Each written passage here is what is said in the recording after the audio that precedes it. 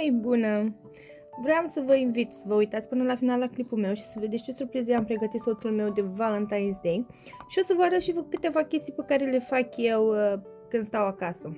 Vizionare plăcută! Mi-am început dimineața cu o cafeluță bună și o lumânărică parfumată ca să am un vibe bun toată ziua. Apoi mi-am pregătit copilul să mi-l duc la școală. Eu îmbrăcat în pijamale, bineînțeles, pentru că stăm foarte aproape de școală, la 2 minute, nu zice nimeni nimic. Am venit acasă, m-am spălat pe mâini cu săpunul ăsta de mâini de măr.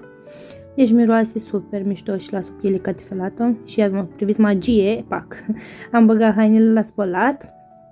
Am folosit detergentul ăsta de rufe. Mi se pare foarte bun și foarte econom. Adică un căpăcel ajunge la o mașină de spălat și curăță foarte bine.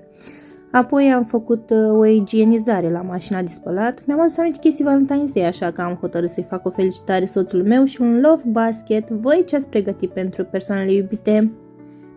Și acum la final de zi o să-mi aștept cu mințică soțul cu un parfum Alfazeta Love 24. Miroase divin. Vă aștept în comentarii să-mi spuneți cum v-ați petrecut ziua. Vă pup!